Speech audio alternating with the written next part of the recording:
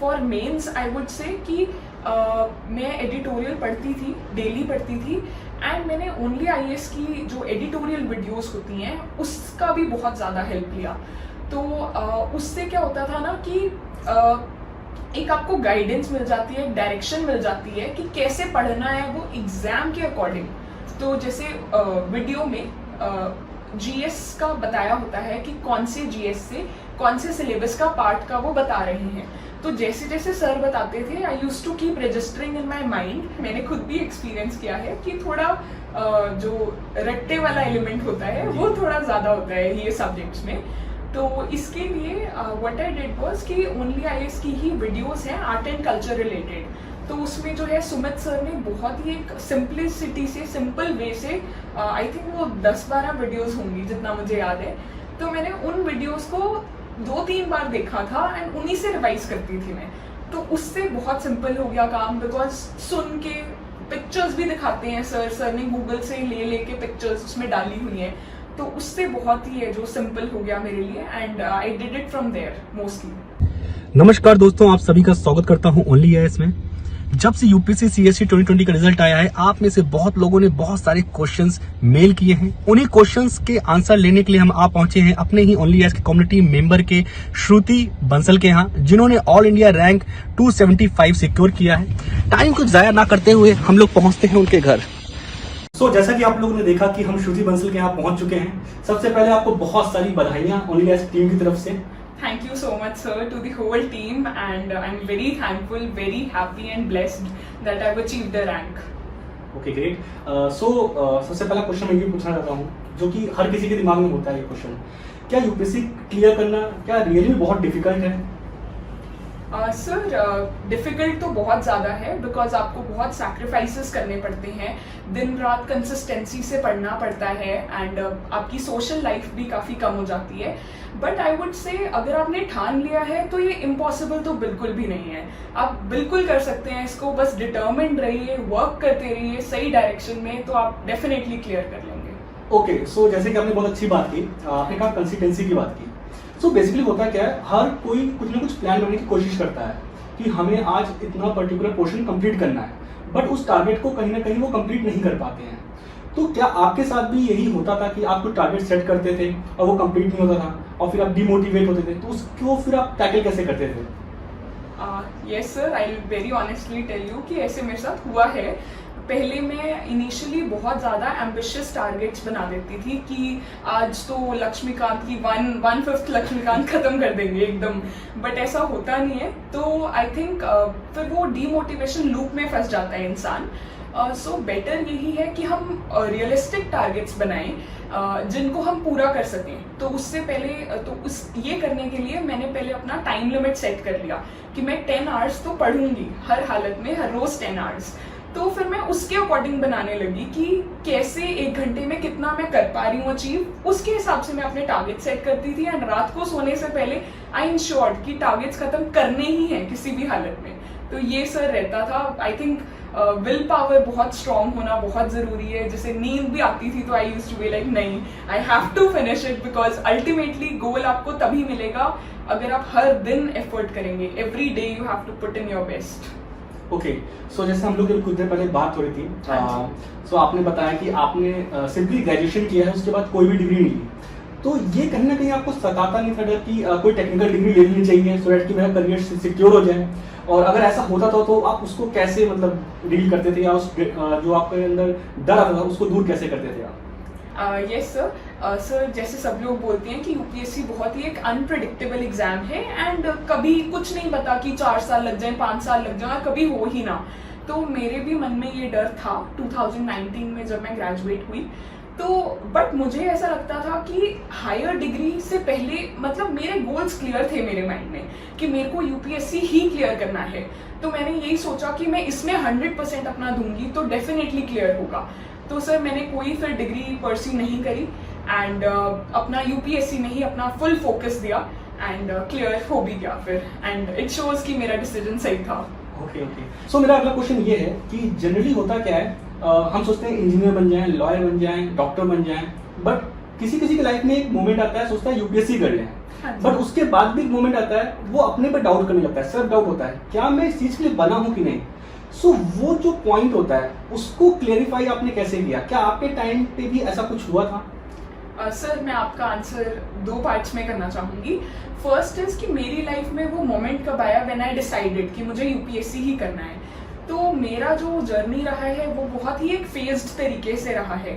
जैसे class 8th में मुझे पता चला था कि यूपीएससी सिविल सर्विसेज करके एग्जाम होता है। मेरे कजिन ब्रदर्स प्रिपेयर कर रहे थे, तो उन्होंने मुझे बताया कि आपके पास कितनी ज़्यादा पावर होती है, रिस्पॉन्सिबिलिटी होती है कि आप चेंजेस जो है लेके आ सकते हैं लोगों की लाइफ्स में।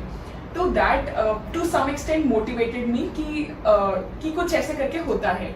एंड देन सर मेरी एक आईएएस सर से मीटिंग हुई थी एंड उसके बाद कॉलेज में जाके मुझे पता चला कि फाइनली कि हम कर सकते हैं और इसको कैसे करना है।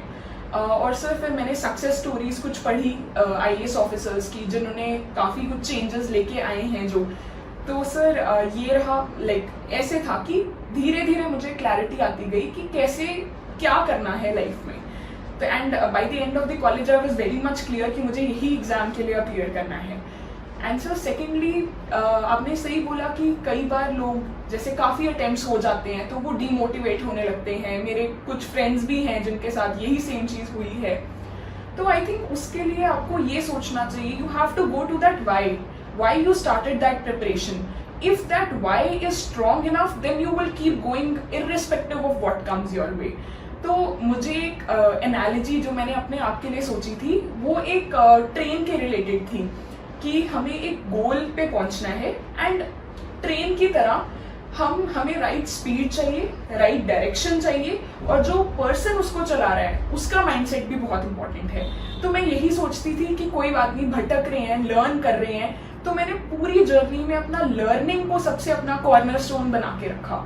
आई नेवर मतलब मैं डरती नहीं थी कि मॉक्स में कम मार्क्स आ गए तो क्या होगा। अब I always used to learn from it. तो that has been the key in my journey. Okay. So मेरा अगला क्वेश्चन ये है कि जो आपकी पूरी जर्नी रही है और जो आपको ये सक्सेस मिली है, सो इसके पीछे फैमिली, फ्रेंड्स, किन किन का रोल रहा है? आज सिर्फ एक नाम मेरा चमक रहा है, श्रुति बंसल, बट इसके पीछे सबका हाथ है, बहुत सारे लोगों का हाथ है। इनफैक्ट मेरी फैमिली, मेरे मम्मा पापा, भाई बहन, मामू, दादाजी, कज़न भैया, सब ने बहुत ज़्यादा हेल्प करी है। एंड जब भी जैसे मैं डिमोटिवेट होती थी या स्ट्रेस्ड आउट फील करती थी, I used to talk to them and उससे बहुत एक रिलैक्स्ड फील होता था एंड लगता था कि I can do it. And apart from family, मेरे टीचर्स, स्कूल कॉलेज के, यूपीएससी जर्नी में यूट्यूब चैनल्स जो मैंने फॉलो करे एंड उसके अलावा मेरे फ्रेंड्स ने भी बहुत सपोर्ट किया। It's like company matters a lot in this exam. आप रहो, जैसे लोगों के साथ आप रहोगे आप वैसे बन जाओगे एंड वैसे आपके आपकी लाइफ वैसी शेप होती जाएगी।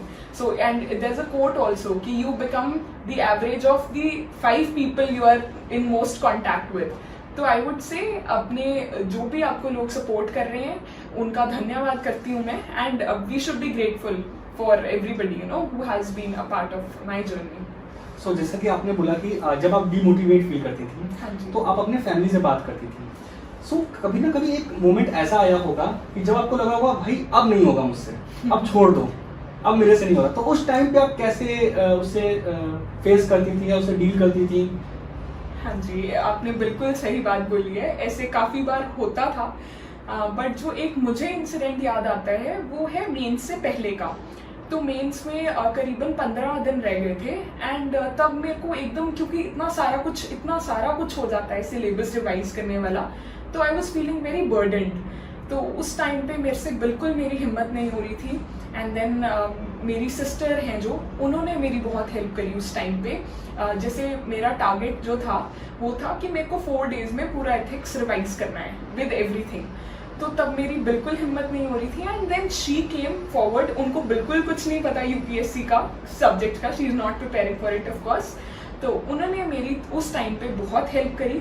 उन्होंने मुझे प्रॉपर मेरी ऑडियो मेमोरी है, मुझे सुन के ज़्यादा चीज़ें याद रहती हैं, तो उन्होंने सब कुछ मुझे सुनाया, समझाया। दोबारा से मैंने, मतलब वो एक मोमेंट था ना जब मैंने दोबारा से मेरे में पूरी एनर्जी आ गई कि I can do it, I can really do it.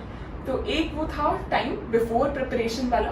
And एक टाइम था ड्यूरिंग एग्जाम मेरे साथ ऐसा जब हुआ, तो जैसे प्रीलिम्स एग्जाम के अंदर there were almost around 7 to 8 questions in a row जो मुझे नहीं आते थे, एंड उसके कारण आई गॉट वेरी स्ट्रेस्ड कि एकदम से I for a mini second I was like कि क्या होगा अब, you know I was thinking about the outcome, but then I came to my own mantra जो मेरा इन जनरल मंत्रा है कि फोकस ऑन द प्रोसेस. तो I focused on the process and the very next second I was back in the race, and मैंने वो 7-8 questions I was like leave it for the next round, and I did. उसके बाद जब मैंने किया and फिर ऐसा भी हुआ कि 4-5 क्वेश्चंस इन रो मुझे बिल्कुल एकदम एग्जैक्ट आते थे. So I would say to all aspirants कि अपना प्रोसेस पे फोकस कीजिए, आउटकम का मत सोचिए, अपना 100% दीजिए जो भी आप काम कर रहे हैं, and make sure that you just keep working for it.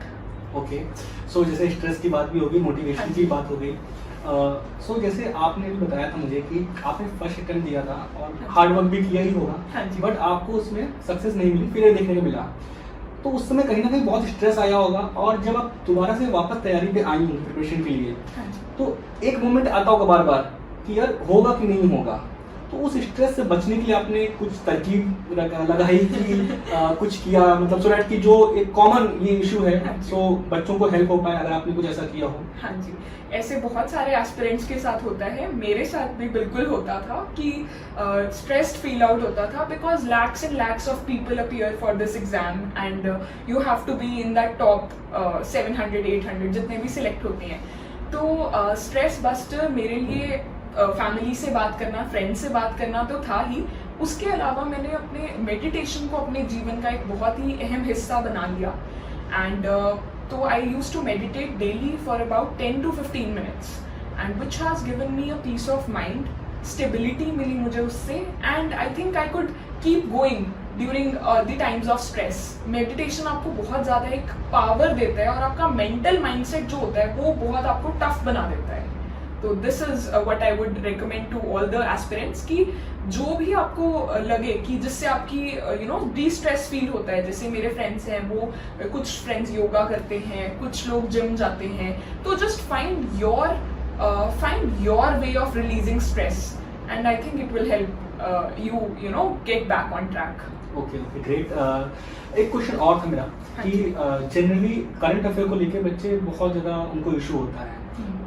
वो बोलते हैं कि मेंस के लिए क्या हमें नोट्स बनाने चाहिए करंट अफेयर के लिए, और जो प्रीलिम्स के होते हैं करंट अफेयर क्या उसके नोट्स बनाने चाहिए, तो क्या आपने ऐसे कोई नोट्स बनाए थे, और अगर नहीं बनाए तो क्या स्ट्रेटेजी आपने उसके लिए रखी थी? देखिए, नोट्स बनाना बहुत मेरे अकॉर्डिंग एसेंशियल होता है, but again I would say कि ब्लाइंडली आप किसी को फॉलो मत कीजिएगा, जस्ट सी कि आपको क्या सूटेबल रहता है.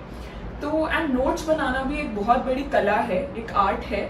एंड जैसे फर्स्ट अटेम्प्ट के अंदर I use to make handwritten notes, and वो नोट्स ही इतने सारे हो गए थे कि I couldn't revise at the end, तो वो बनाने का कोई पॉइंट ही नहीं रहा. देन सेकेंड अटेम्प्ट में आई वॉज वेरी डिटर्मिन्ड कि मुझे कुछ चेंज तो करना है. ये चीज़ एक मेरी जर्नी में कॉन्स्टेंट रही है, चेंज बोलते हैं ना, change is the only constant. तो I use to keep improvising things. तो मैंने फर्स्ट ऑफ ऑल प्रीलिम्स के नोट्स के लिए I use to follow monthly magazines, और मैं खुद बनाती थी बट बहुत क्रिस्प, लाइक बिल्कुल जैसे क्वेश्चन यूपीएससी में आते हैं उसी पैटर्न के क्वेश्चंस बस नोट डाउन कर लेती थी पॉइंटर्स में सिर्फ. And secondly for mains I would say कि मैं एडिटोरियल पढ़ती थी, डेली पढ़ती थी, एंड मैंने ओनली आईएएस की जो एडिटोरियल वीडियोस होती हैं उसका भी बहुत ज़्यादा हेल्प लिया. तो उससे क्या होता था ना कि एक आपको गाइडेंस मिल जाती है, एक डायरेक्शन मिल जाती है कि कैसे पढ़ना है वो एग्जाम के अकॉर्डिंग. तो जैसे वीडियो में जीएस का बताया होता है कि कौन से जीएस से कौन से सिलेबस का पार्ट का वो बता रहे हैं. तो जैसे जैसे सर बताते थे I use to keep registering in my mind, and उसके बाद what I did was I started using Evernote. और एवरनोट पे मैंने टॉपिक वाइज जो है सिलेबस को डिवाइड कर लिया था, हेडर्स बना दिए थे, और जो भी न्यूज़पेपर में आता था I use to write it there, ताकि एंड में when I had like towards the end जब मेंस अप्रोच करने वाले थे या during the preparation I used to keep revising. जैसे मैं स्टैटिक का कुछ टॉपिक पढ़ रही हूँ, पार्लियामेंट पढ़ रही हूँ, तो मैं अपने एवर नोट के पार्लियामेंट वाले सेक्शन में जाके उसको चेक करती थी कि करंट में क्या चल रहा है, तो उसको लिंकेज करके मैं पढ़ती थी। That used to be there. Okay. So एक चीज और है, कुछ बच्चों का मेल आया था कि एंशिएंट हिस्ट्री और मिडाइवल हिस्ट्री हाँ जी। ये जो है ये काफी फैक्चुअल होता है और इसके अंदर जो नेम्स होते हैं वो काफी डिफिकल्ट होते हैं उसको रिमाइंड करना। हाँ जी। तो क्या आपके साथ कोई इशू आया था इसका ऐसा, और उसको आपने कैसे डील किया था? हाँ जी, बिल्कुल। काफ़ी बच्चों को मैंने भी सुना है, मैंने खुद भी एक्सपीरियंस किया है कि थोड़ा जो रट्टे वाला एलिमेंट होता है वो थोड़ा ज़्यादा होता है ये सब्जेक्ट्स में। तो इसके लिए व्हाट आई डिड वाज कि ओनली आईएएस की ही वीडियोस हैं आर्ट एंड कल्चर रिलेटेड। तो उसमें जो है सुमित सर ने बहुत ही एक सिंपलिसिटी से, सिंपल वे से, आई थिंक वो 10-12 वीडियोस होंगी जितना मुझे याद है। तो मैंने उन वीडियोस को 2-3 बार देखा था एंड उन्हीं से रिवाइज करती थी मैं। तो उससे बहुत सिंपल हो गया काम, बिकॉज सुन के पिक्चर्स भी दिखाते हैं सर ने गूगल से ले के पिक्चर्स उसमें डाली हुई हैं, तो उससे बहुत ही है जो सिंपल हो गया मेरे लिए and I did it from there mostly.